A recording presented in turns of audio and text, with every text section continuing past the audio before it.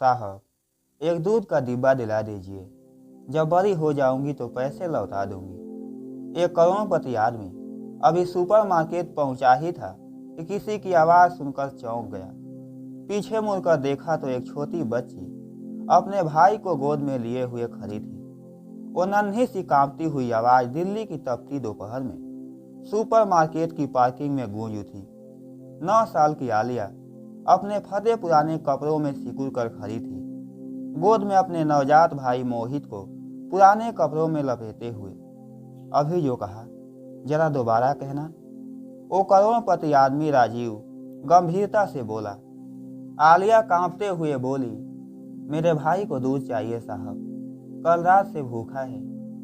उस पल पहली बार राजीव को किसी की आंखों में ऐसा भरोसा दिखा जो खरीदा नहीं जा सकता था। उसके ये शब्द सुनते ही पार्किंग जैसे ठहर सी गई हो। भीड़ अब देखना चाहती थी कि करोड़पति क्या करता है। कई लोग सोच रहे थे कि वह अभी बाकी अमीरों की तरह मना कर देगा, लेकिन राजीव उसके करीब झुका, मोहित को देखा और फिर आलिया से बोला, अगर तुम सच कह रही हो तो आज सिर्फ दूध नहीं, जो ज़रूरत है मैं वो सब दिलाऊंगा। कुछ लोग वीडियो बनाने लगे जैसे कोई बड़ा ड्रामा होने वाला हो। आलिया को पता नहीं था कि आदमी कौन है। उसे बस अपने भाई का भूखा चेहरा याद आ रहा था। राजीव ने हाथ से इशारा किया, चलो मेरे साथ। आलिया झिझकते हुए आगे बढ़ी, सोचती हुई कि इतना महंगा कपड़ा पहनने वाला आदमी मदद क्यों करेगा।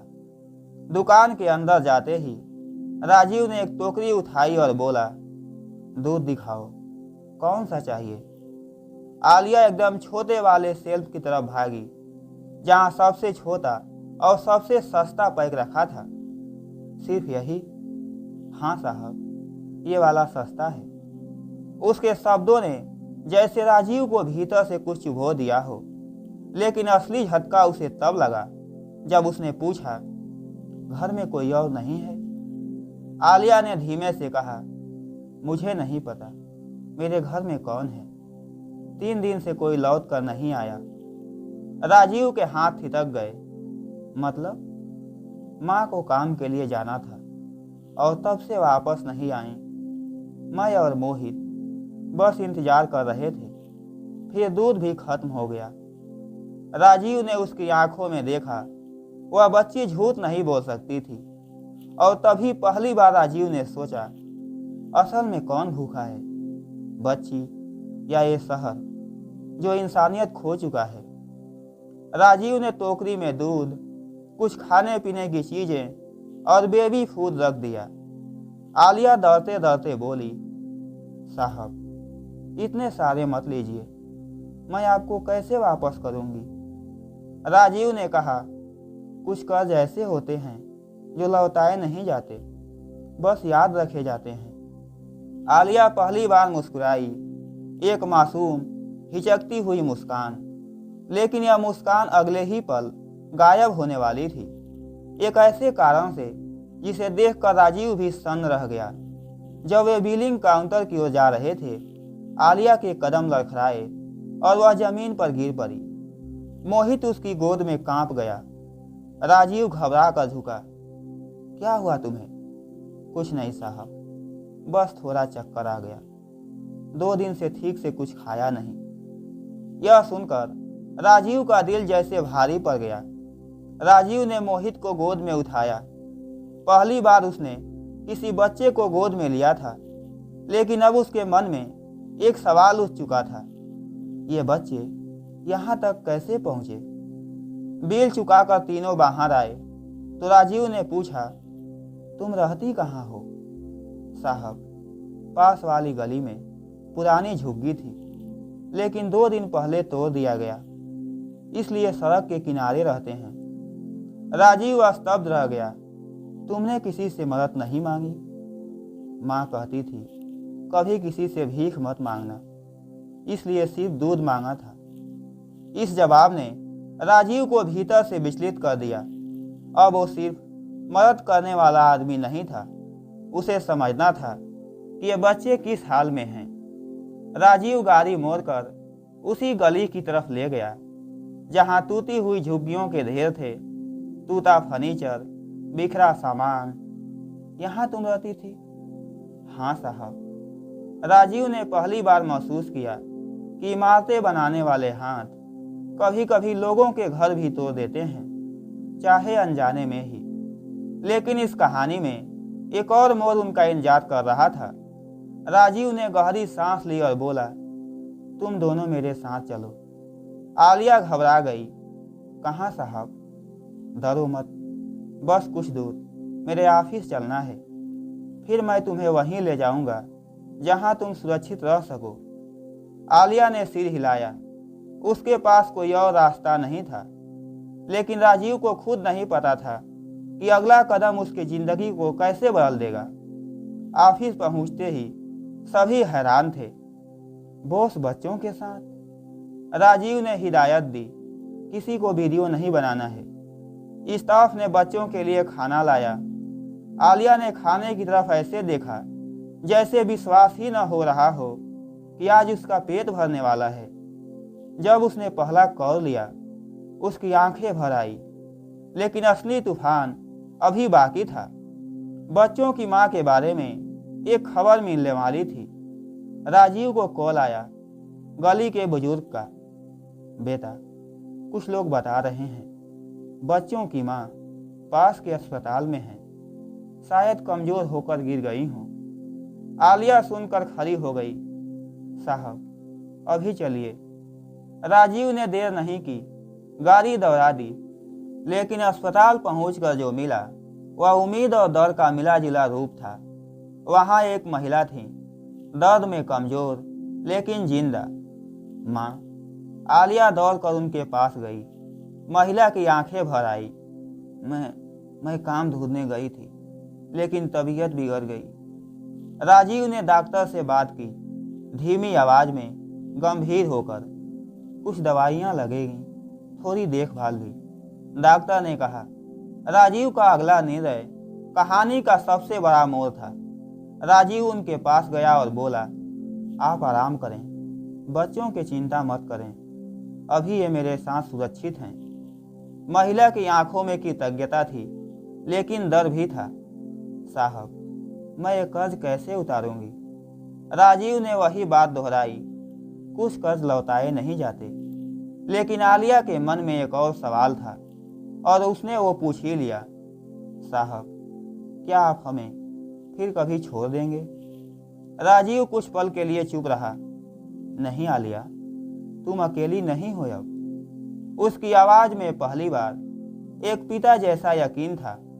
लेकिन अभी एक कदम बाकी था, बच्चों को रहने के लिए सुरक्षित जगह। राजीव उन्हें एक सुरक्षित और अस्थायी घर ले गया। साफ कमरे, खाना और बहुत कुछ। आलिया ने मोहित को करवट दिलाई और फुसफुसाई, अब हम डरेंगे नहीं।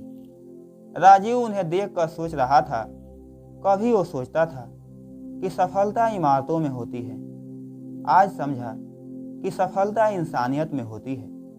और इसी बीच एक विचार उसके दिल में आकार लेने लगा, बड़ा और निर्णायक। अगले दिन राजीव अस्पताल पहुंचा। आप ठीक हैं? महिला ने कहा। हाँ साहब, पर बच्चे? आपके बच्चे सुरक्षित हैं, और अगर आप चाहें तो मैं उनके भविष्य की जिम्मेदारी लेना चाहता हूँ। पढ़ाई, रहना, इलाज, सब। महिला की आंखों में आंसू आ गए। अब कहानी अपने भावनात्मक शिखर की ओर थी, जहां बच्चे नया सफर शुरू करने वाले थे। महिला स्वस्थ होने लगी।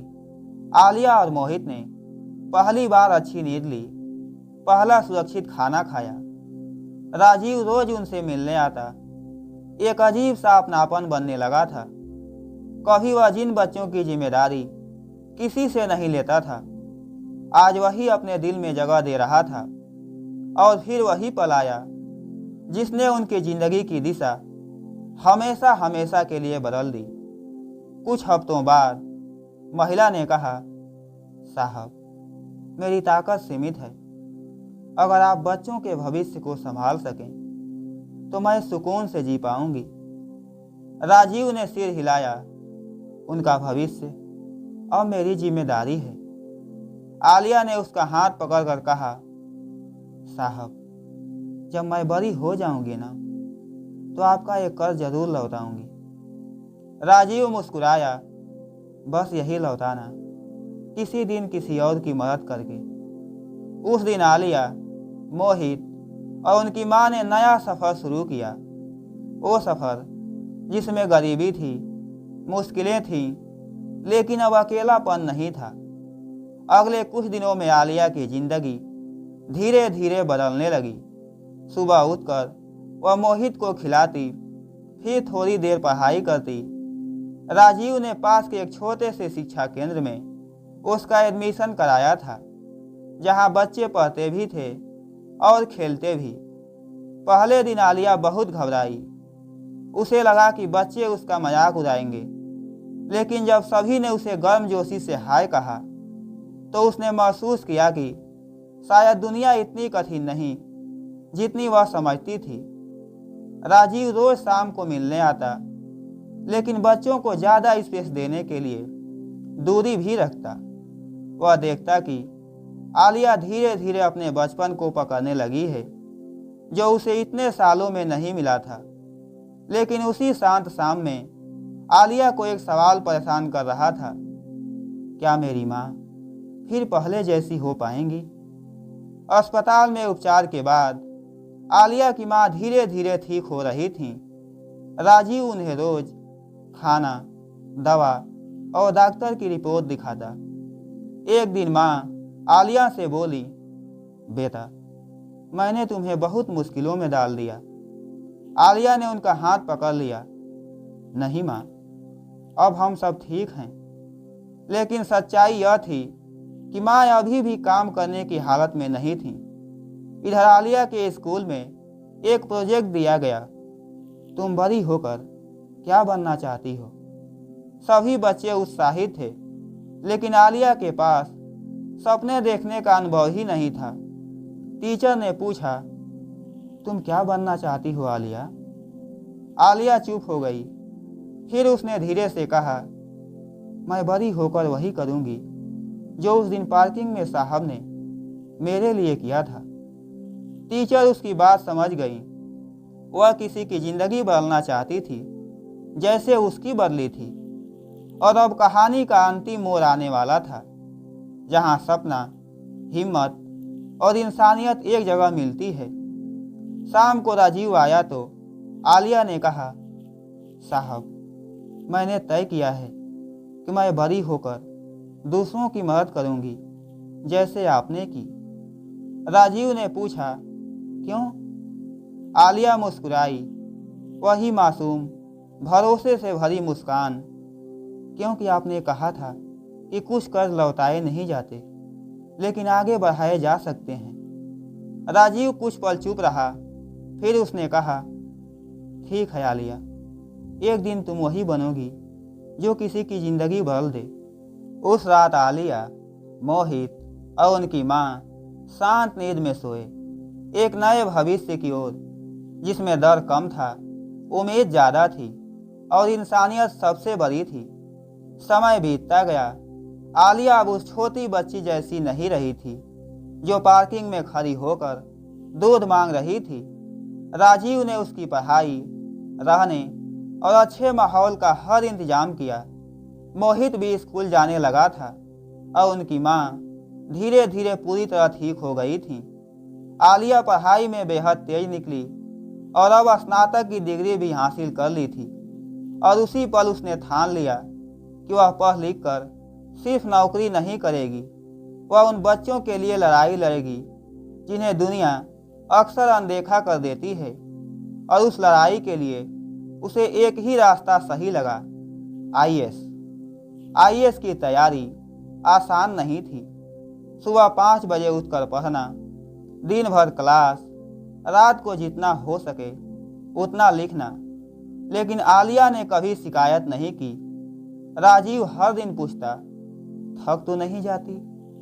आलिया मुस्कुराती, थकान से ज़्यादा सपने भारी होते हैं साहब। उसकी माँ उसका पूरा साथ देती और मोहित को भी संभालती।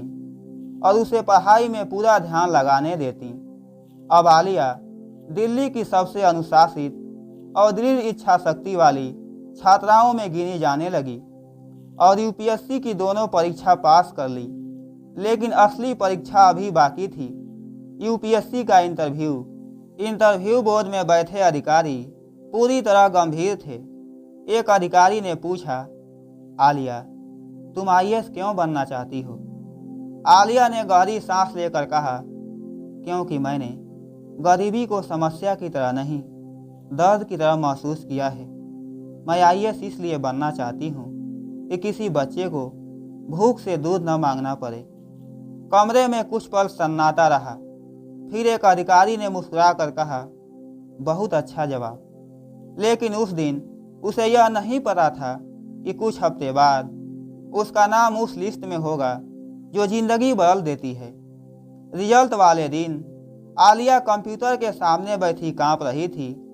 माँ और मोहित दोनों उसके पीछे खड़े थे। राजीव भी आया, उतना नर्वस जितना शायद कभी अपने बड़े बड़े सौदों के समय भी नहीं हुआ। आलिया ने रोल नंबर डाला, स्क्रीन लोड हुई और फिर उसका नाम चमक रहा था। वह चिल्लाई नहीं, बस आंसू बह पड़े। माँ ने उसे गले लगा लिया। राजीव ने कहा, आज तुमने खुद को ही नहीं, इस शहर को भी जीत लिया है। लेकिन आईएएस बनना मंजिल नहीं थी, अब असली सफर शुरू होना था।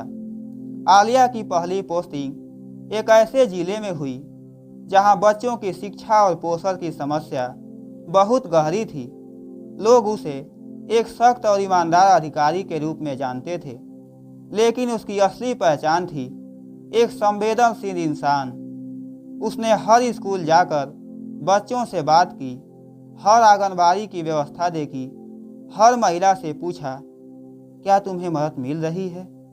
लोगों ने महसूस किया कि यह अधिकारी फाइलों में नहीं, जमीन पर समाधान ढूंढती है। और फिर एक दिन उसे वही दृश्य दिखा जिसने उसके जीवन का चक्र पूरा कर दिया।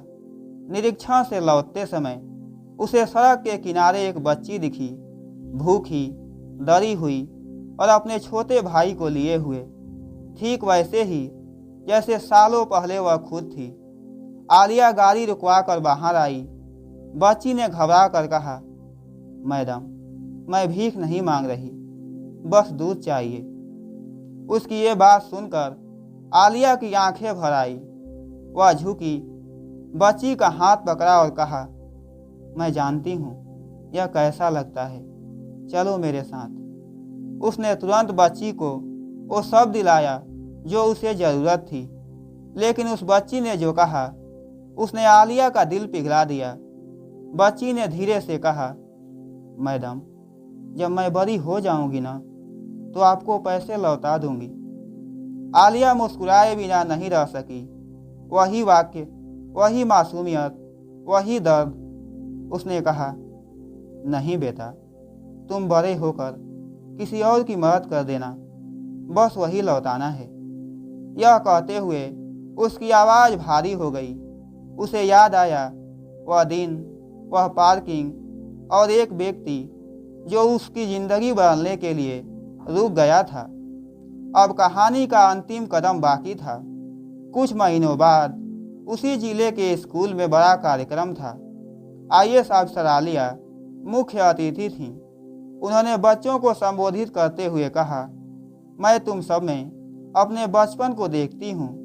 किसी का जन्म आसान नहीं होता, पर सपने सभी के बराबर होते हैं।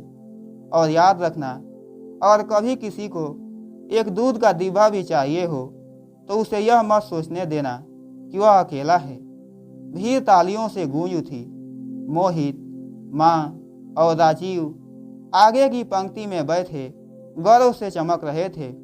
और उस पल आलिया को ये समझ आया कि उसकी कहानी सिर्फ उसकी नहीं, उन सबकी है जो छोटी सी मदद से किसी का पूरा भविष्य बदल देते हैं। कहानी यहाँ खत्म होती है, लेकिन इंसानियत का सिलसिला अब आलिया के हाथों आगे बढ़ चुका है और यही दूध के डिब्बा की अंतिम यात्रा है। मेरे प्यारे दोस्तों, ये कहानी आपको कैसी लगी? आप अपनी राय कमेंट बॉक्स में दे सकते हैं।